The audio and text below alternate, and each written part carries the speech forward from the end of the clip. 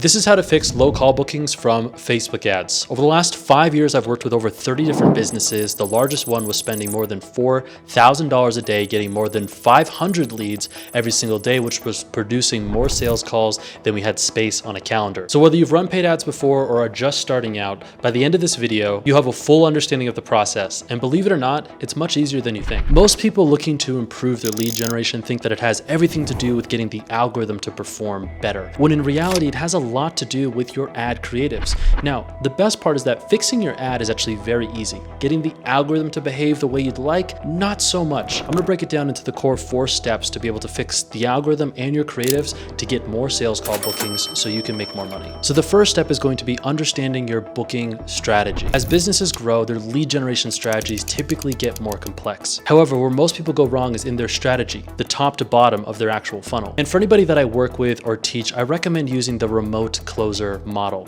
meaning that you have an ad that takes someone to an opt-in or a lead capture that then drives them to a middle of funnel video that encourages people to book a sales call on their own. And people that don't book on their own, well, that lead capture, you have an appointment setter or your closer call through all the opt-ins and put people onto the sales calendar.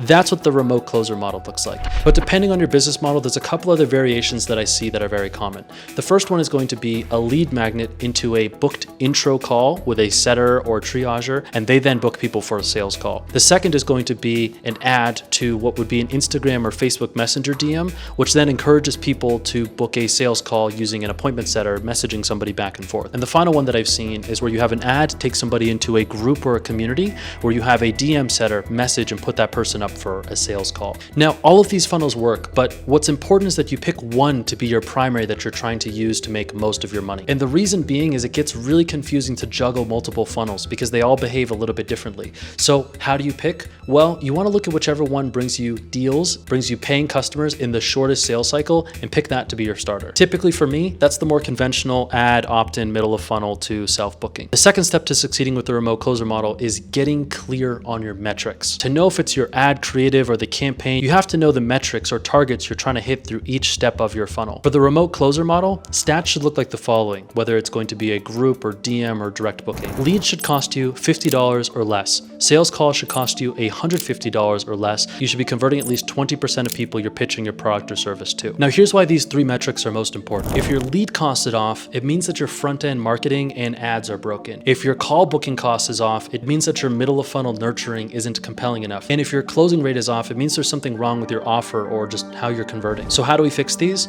Well, to bring your lead costs down, you need to work on your marketing message. If your costs are going above $50, most likely you're talking about your product or service in a way that people don't care about. And the way to fix this is to use specific outcomes in your ad scripts so that way it's easier for your customer to understand what they get. An example of this is if I was selling fertilizer for gardeners, I could say, use our fertilizer because it will help you grow more plants using eggshells and fish oil. Or I could say, double your harvest using our fertilizer with eggshells. Which one's gonna be more compelling? Well, the double your harvest. The reason being, it's clear what the customer gets, a doubled harvest. The other one is talking about fish oils and eggshells, but it's not clear what benefit that provides to me. So talk in terms of outcomes that your customers care about. Now, if your lead cost is good and you're not getting enough bookings, it's because your nurturing and middle of funnel process isn't quite right. And let me explain what you need to fix because it has nothing to do with the actual funnel, but everything to do once more with the language. So if you're not getting enough bookings, it's because you're not talking about the pain or problem that your product solves. Curiosity is what gets people in the door. Pain is what gets them to book on the sales call. And the reason why it's important you get people to book talking about the problems your product solves is because you want people to attend sales calls with intent to hear a solution to a problem, not out of curiosity. People that book out of curiosity don't buy because it's easy to be curious about a lot of different things. But people that have a clearly defined problem that they need a solution to are ready to take action and do something about it. And that's what marketers do. You take somebody from unaware to problem aware to then aware of your solution, and then you inspire them to make a decision.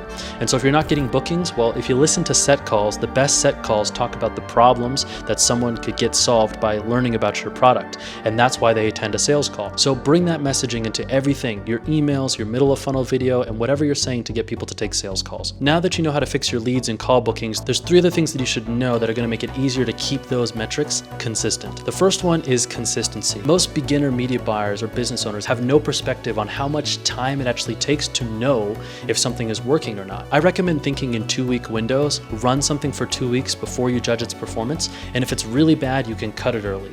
But consistency is key to getting enough data before you make any decisions. The second thing is going to be your ad budget. If you create a budget that you're going to spend on your marketing, spend it and stick to it. Do not flip-flop your budget based on an ad's performance. Ads will be high some day, low others days, but this is why it's important to be consistent and give things time before you start to draw conclusions. I've had plenty of ads that look bad in the beginning, turn around and become better in the long run, just because I spent my budget and gave it time to do its thing. I've also had winners that become bad because I spent my budget and gave it time to do its thing. But whether the ad is good or bad, you need to keep it spending. Don't shut it off thinking that something is going to change. Advertising is the lifeblood of your business. Next to consistency and ad budget is going to be creatives. It's important that you listen to your customers and take that input and bring it into your ad creative so that way your marketing message becomes more compelling and more effective. Just like I talk about using specific outcomes, you can hear the outcomes people care about by listening to the set calls or the sales calls. Why do people buy and why do people not buy your product? Listen really closely and bring that into your messaging. Now, step 4. We've covered a lot of things in this video. Stick with me because this is probably the most important one, which is friction. And what I mean by friction is that you have to understand the role that each step in your funnel plays. Not only know the metrics, but know its utility. For example, I had a client that was booking intro calls to sales calls, meaning that a lead would fill out a form to be able to speak to a setter, and that setter would then put someone on for a sales call. But this is where there was a lot of redundancy. The job of the setter is to qualify somebody for a sales call.